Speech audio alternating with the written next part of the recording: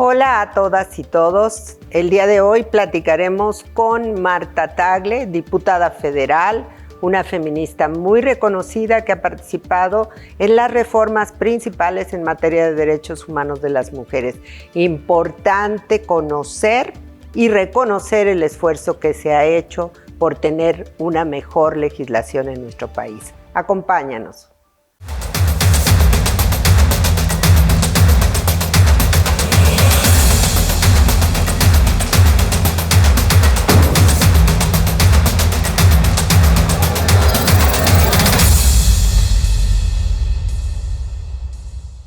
Bueno, es un verdadero placer tener el día de hoy en estas charlas magistrales la presencia de la diputada Marta Tagle.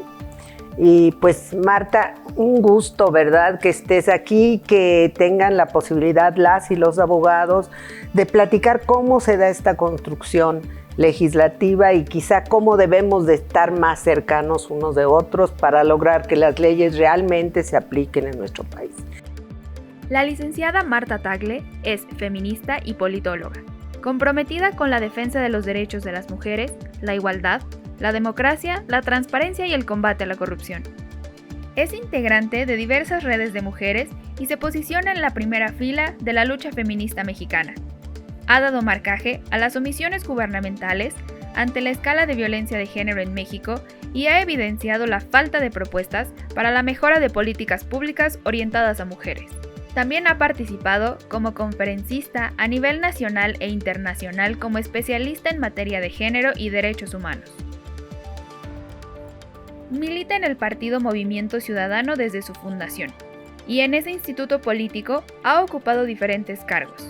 Fue senadora de la República y actualmente es diputada federal del Congreso mexicano.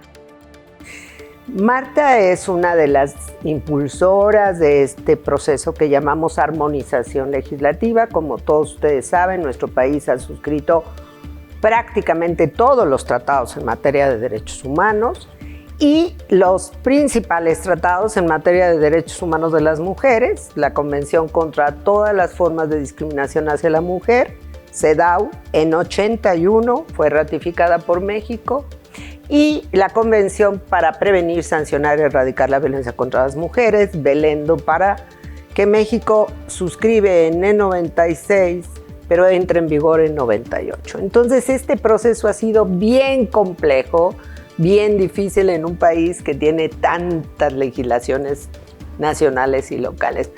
Marta, ¿cuál ha sido este aporte, yo diría, de los movimientos de mujeres en México a esta legislación? Pues primero, Pati, de verdad un gusto enorme estar en estas conferencias. De verdad me da muchísimo gusto que además estén abriendo estos espacios para hablar acerca de estos temas que son tan importantes. Un tema en el cual el acceso de las mujeres a la justicia es un tema central dentro del derecho. Y las mujeres, el movimiento de mujeres organizado en nuestro país ha hecho un trabajo desde hace muchos años. Siempre se busca o se cree que todo se inventó a partir de un momento, pero no, en realidad las mujeres han venido trabajando de manera muy insistente para generar por la vía legal el reconocimiento de los derechos y los mecanismos legales para poder garantizar los derechos de las mujeres. Y en el tema de la violencia contra las mujeres, que son de manera particular los temas que más se ha tratado a través de la CEDAW y de la Convención de Belén do Pará, en México ha habido un trabajo consistente de parte de las mujeres, que han venido buscando el acercamiento hasta llegar a tener instrumentos legales que son muy importantes, que es necesario que lo conozcan los profesionales del derecho para que lo puedan aplicar de manera correcta. ¿Cuáles son estos mecanismos legales? Bueno, pues déjame decirte, porque además tú fuiste parte de ese movimiento. Primero, el poder generar la discusión política del tema de la violencia contra las mujeres no fue cualquier cosa. Hubo un grupo plural pro víctimas por ahí de la década de los 90, entonces cuando ya estamos hablando de la década de los 90, estamos hablando de que esto tiene mucho tiempo, donde justamente este grupo se dedicó a trabajar en las iniciativas y en colocar el tema de la violencia contra las mujeres en la opinión pública, porque antes se creía que la violencia que vivían las mujeres en el ámbito de la familia era un asunto privado, particular, y que el Estado no se podía meter. De entrada ahí, el lograr hacerlo un tema público, llevarlo a la discusión en la Cámara de Diputados para que que finalmente en el 97 se discutiera la primera ley de asistencia para la violencia familiar. Fue un tema que fue promovido por el movimiento de mujeres y a partir de ahí se empezaron a generar muchas reformas, al grado tal que se generó una comisión especial en la Cámara de Diputados para tratar el tema, en primer lugar, de la violencia que vivían las mujeres en Juárez, y más adelante contar con la Ley General de Acceso de las Mujeres a una vida libre de violencia, después presupuestos, después el tipo penal de feminicidios, y ha sido todo un marco legal y un largo recorrido para que además esto que quedó en las leyes federales se armonizara en los estados. También ha habido un trabajo muy importante para llevar esto a los congresos locales y que en los códigos locales quedaran. Fíjate que es precisamente en los 90s donde yo veo la gran transformación en el campo del derecho internacional. Si bien teníamos la CEDAW desde el 81, hay que decirlo que fue muy difícil, muy lento ese primer periodo en donde se busca sobre todo la igualdad. Yo he dicho que la CEDAW se metió a la cocina porque llevó al ámbito público el reconocimiento de que la vida privada también tenía que ser regulada y que dentro de la vida privada también las mujeres teníamos derecho y por lo tanto tenía que ser respetado. Y en el 93, Marta, por primera vez, Naciones Unidas va a decir que la violencia contra las mujeres existe y que es una violación a derechos humanos. Y este tema de violación a derechos humanos, para mí es un tema central porque cuando tú le pides a un abogado que investigue un delito de violación a derechos humanos, la cara cambia. Y en ese momento entra una llamada de alerta y dice, tengo que investigar. Pero si le dices que va a investigar violencia contra las mujeres, no sucede nada.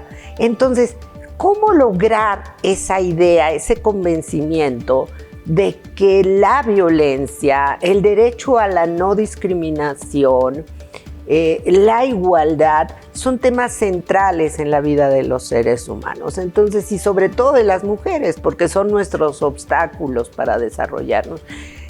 ¿Dónde encuentras tú ese obstáculo para que esto se aplique? ¿Qué necesitamos hacer las y los abogados para avanzar y comprender la magnitud del fenómeno que estamos enfrentando?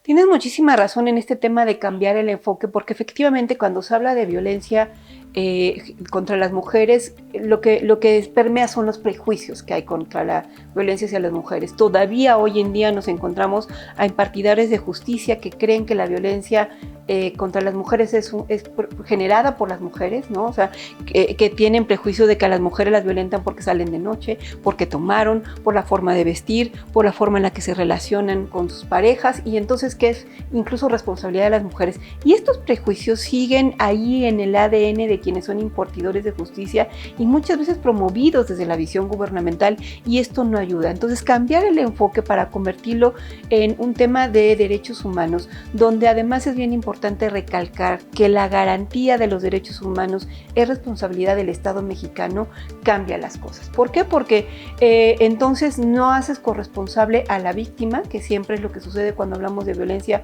contra las mujeres, sino hay una responsabilidad directa de las autoridades del Estado mexicano.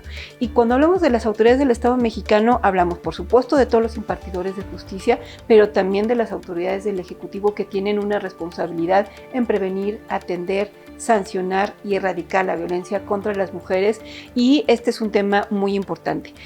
Me parece que la forma de hacer clic de esto es justamente cambiar el enfoque. ¿Por qué? Porque también en México a partir de 2011 el tema de los derechos humanos, del reconocimiento de los tratados internacionales como parte de nuestro marco legal y de la obligatoriedad que tenemos en materia de derechos humanos, convierte este tema le da otro nivel y otras características, y por eso me parece que desde la profesionalización de quienes se dedican a el derecho, es muy importante hablar siempre del tema de la violencia contra las mujeres como un asunto de derechos humanos. ¿Por qué se violenta un derecho humano cuando se violenta a las mujeres? porque justamente es el Estado el que tiene la obligación de dar las garantías para que las mujeres tengamos una vida libre de violencia. ¿Cómo puede dar esas garantías? Con políticas públicas para que las mujeres puedan tener medios de denuncia, que las denuncias sean atendidas de manera oportuna para evitar que esa violencia se convierta en una violencia mayor que incluso ponga en riesgo su vida o acabe con la vida de las mujeres, y entonces le das otra concepción. El Estado tiene una responsabilidad en garantizar la vida libre de violencia a todas las mujeres, y en ese sentido se convierte en un tema que cuando esto no sucede se convierte en una violación a los derechos humanos de las mujeres. Fíjate que siempre hay una preocupación en el ámbito jurídico y sobre todo en la aplicación, porque bueno, hoy en día hemos logrado que las víctimas tengan derecho a una defensa legal, que recordarás fue muy complicado. En los 90 planteamos que también, al igual que el inculpado, la víctima tenía derecho a una representación jurídica y legal, y por lo tanto se creó la figura en el Código Nacional de Procedimientos Penales del abogado o el asesor o asesora jurídica de la víctima. Un cambio muy importante porque pone en igualdad de condiciones. Pero cuando estás en esa defensa, a mí me llama poderosamente la atención que seguimos en el derecho queriéndonos manejar de manera neutral. Yo les he dicho a mis alumnos, no somos neutrales. La abogada o abogado de la víctima tiene que demostrar efectivamente el impacto que esa violencia ha tenido. Hemos logrado en el derecho reflejar en la legislación la gravedad de la discriminación y la violencia contra las mujeres, Marta, ¿o todavía estamos en ese camino de construcción? Yo creo que a nivel legislativo tenemos muy buenas piezas. O sea, el tipo penal de feminicidio cuenta con las características necesarias para poder efectivamente identificar que hay violencia feminicida, por ejemplo, y así cada uno de los delitos. Me parece que todos los delitos de violencia contra las mujeres han quedado muy claramente establecidos, definidos, pero justamente esa definición y esa manera en la que se ha profundizado en el derecho es lo que le genera problemas a los impartidores de justicia y a quienes son las defensoras y los defensores. ¿Por qué? Porque todas las características que implican los tipos penales requiere, por supuesto, de trabajo de por medio. ¿Cómo ir a identificar, por ejemplo, cuando hablas de un feminicidio, que esta persona tuvo situaciones de violencia anterior, que es un cuerpo que ha sido expuesto, que ha habido violencia sexual contra esa persona y que ha habido incluso una omisión y negligencia por parte de las autoridades? Eso implica pues ponerse justamente a hacer un trabajo de investigación y de poder presentar las pruebas suficientes para demostrar que ahí hubo una violencia feminicida. Y esto le corresponde, por supuesto, a las fiscalías, y me parece que se han negado consistentemente a hacer este trabajo. Entendemos que hay muchas sobrecargas en las fiscalías, que tienen una gran cantidad de trabajos que se les ha acumulado, pero la verdad de las cosas es que ha hecho falta poner atención en el trabajo de investigación que tienen que hacer para poder demostrar que hay este tipo de violencia contra las mujeres. Por supuesto, aquí estamos hablando de la violencia extrema, pero lo mismo sucede cuando hay violencia familiar. Es muy fácilmente identificable, por ejemplo, para la parte de los peritos, identificar que hay una mujer que fue violentada y que se nota por el tipo de lesiones que lleva. No haría falta solamente la palabra de la mujer. Hay manera de presentar pruebas de que las lesiones que presenta son consecuencia de la violencia que está viviendo por parte de su marido o de otra persona en su ámbito familiar. Tú sabes que el delito de violencia familiar es hoy en día quizá el más común, constante. El año pasado 220,000 carpetas de investigación se abrieron. No quiere decir que hayamos avanzado. Y 67,000 mujeres pisaron hospitales por lesiones graves, fracturas, heridas con armas de fuego, que ha crecido mucho. Y a mí me llama poderosamente la atención cómo todavía en el Ministerio Público y las fiscalías siguen clasificando como violencia familiar una lesión tan grave como la que ocurren. ¿Está contribuyendo de alguna manera el sistema para que las mujeres sean protegidas? Porque este es un problema.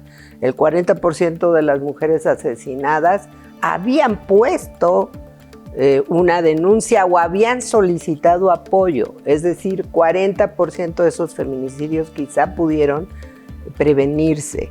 A mí me parece que todavía no logramos entender la magnitud de esa violencia y que indebidamente las instituciones, las lesiones graves la están sustituyendo por violencia. Tú y yo participamos en la creación de la primera reforma en materia de violencia familiar, que se llamó intrafamiliar. Y la idea era que esa violencia familiar solo cubriera lesiones leves o violencia psicológica o demás que no estaba planteada. Pero ahora ya la sustituyeron por todo. ¿Tendríamos que volver a hacer una reforma para aclarar esto o es una labor de las y los abogados de una incorrecta interpretación? Pues yo creo que sin duda hace falta que conozca mucho más la Ley General de Acceso de las Mujeres a una Vida Libre de Violencia, porque justo lo que estás diciendo quedó establecido en la Ley General de Acceso y no lo sienten como un asunto vinculante, ¿no? O sea, es un tema que lo ven solamente como un tema del Ejecutivo y no integra parte del derecho la Ley General de Acceso. ¿Por qué es tan importante la Ley General de Acceso? Porque ahí se definieron de entrada tipos y modalidades de violencia. El tipo, violencia sexual, violencia emocional, patrimonial, económica y modalidades, que son los ámbitos en los que se puede desarrollar esos tipos de violencia. En el ámbito familiar se desarrollan diferentes tipos de violencia que de acuerdo al tipo de violencia tienen diferentes sanciones. No es lo mismo hablar de violencia sexual en el ámbito familiar que hablar de la violencia física en el ámbito familiar, y todo esto está claramente definido en la Ley General de Acceso. Pero también ese mismo tipo de violencia se puede dar en otras modalidades, por ejemplo hoy en día en la política. Por eso es tan importante hablar de los tipos de violencia que se dan en el ámbito de la política, que también hay violencia patrimonial, violencia económica, violencia sexual en la política y en diferentes modalidades. O ahora que estamos hablando también de la violencia que se da en la modalidad virtual, ¿no? Toda la violencia que se ejerce por los medios digitales también hay que hablarlo. Y todo esto está contenido en la Ley General de Acceso, y entonces es muy importante seguir hablando de lo que viene en la Ley General de Acceso y de las responsabilidades que cada una de las autoridades tienen, porque también la Ley General de Acceso por eso involucró a las dependencias de salud, a la Secretaría de Educación, a la Secretaría de Gobernación. ¿Por qué? Porque la idea era justo poder identificar cuando una mujer llega con lesiones graves a un hospital, el que esta persona que está siendo atendida por sus lesiones físicas en el hospital no se regrese a su casa si hay evidencia de que esa violencia y esas lesiones graves por las cuales la están atendiendo en un hospital constituyen violencia y tienen que ser denunciadas. Porque lo que sucede es que cuando una mujer llega con una violencia extrema al hospital, le curan las heridas físicas y la regresan a su casa a seguir viviendo con el enemigo, y la siguiente vez la vamos a encontrar en la morgue. Mira, yo creo que es muy importante porque hay una idea de no tomar en cuenta esta legislación, aunque hay que decirlo, el Código Nacional de Procedimientos Penales te plantea que tienes que tomar en cuenta la Ley General de Acceso de las Mujeres a una Vida Libre de Violencia, y que es vinculante, por supuesto, pero hay una negativa a entenderlo. Y quizá la negativa tiene que ver con la creencia de que por qué las mujeres tienen derecho a una vida libre de violencia y por qué no los hombres y las mujeres tenemos derecho a una vida libre de violencia. Entonces, este es el tema de discusión que creo que no ha sido comprendido en el campo del derecho. ¿Qué les dirías a las y los abogados? Sí, y además nos los encontramos hoy en día en las redes muchos comentarios de pues hay más homicidios de hombres, ¿por qué les preocupa la violencia contra las mujeres si matan a más hombres diariamente? El problema son los orígenes de la violencia contra las mujeres. En la violencia contra las mujeres generalmente está involucrado, en el 96% de los casos, está involucrado un hombre.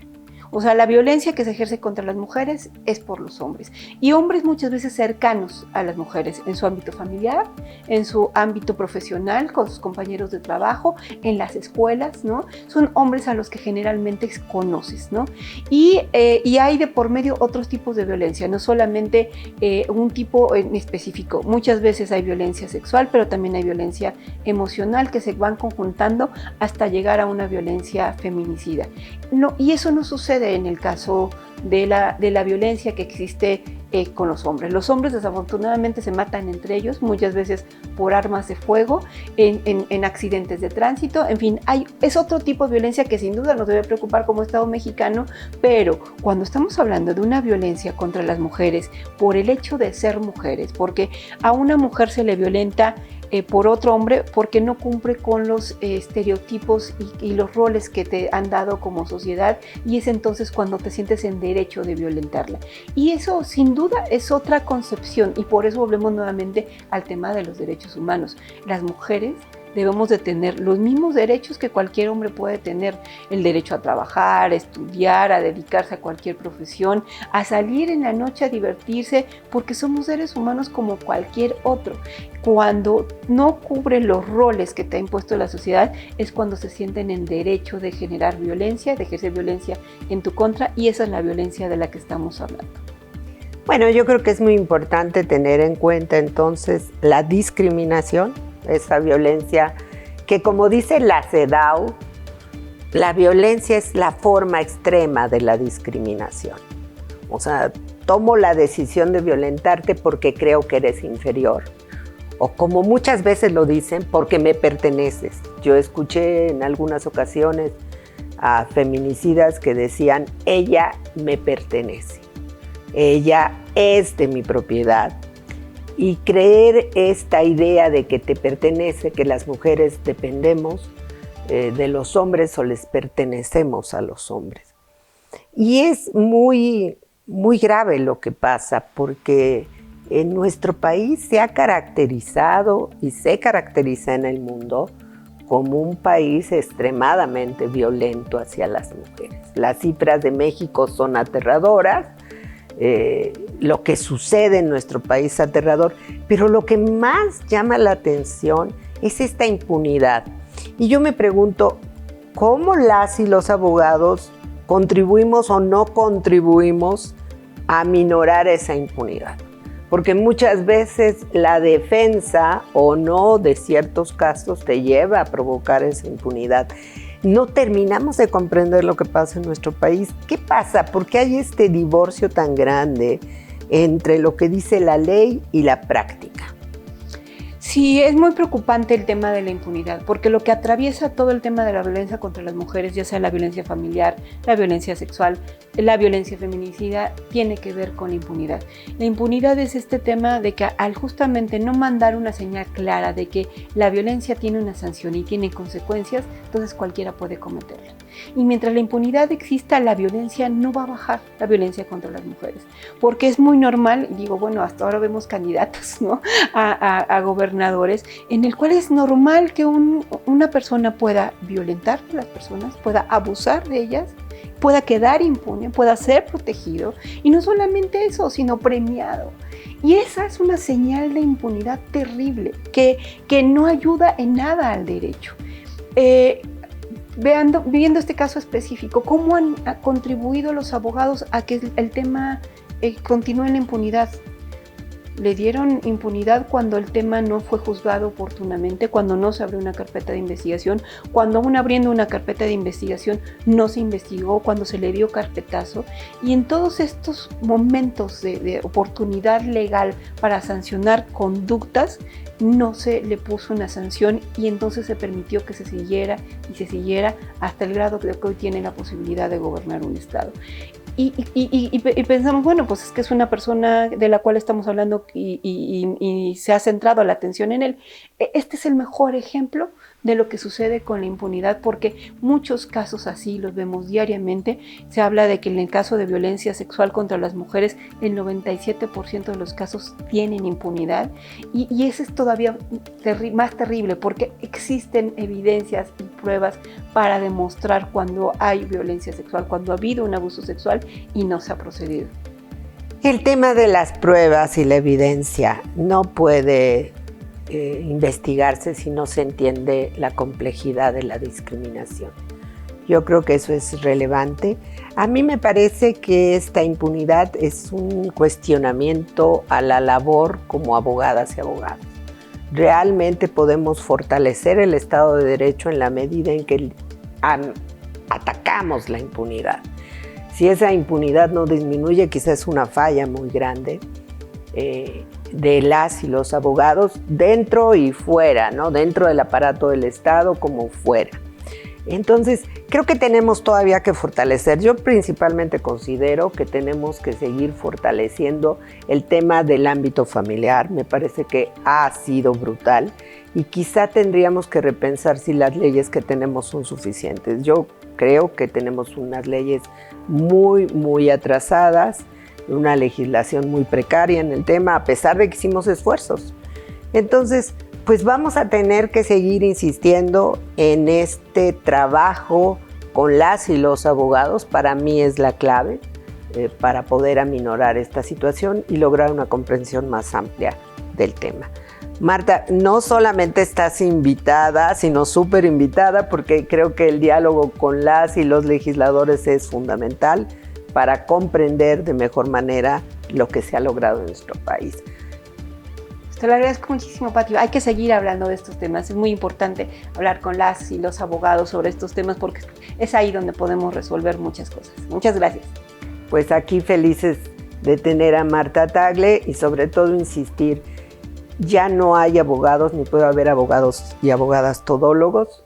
Tenemos que avanzar hacia la especialización y sobre todo comprender la magnitud de lo que pasa en nuestro país y ayudar y promover el acceso a la justicia. Marta. Muchísimas gracias. Nos vamos a seguir viendo por acá. Muchas gracias por la invitación. Continuaremos en nuestras charlas magistrales.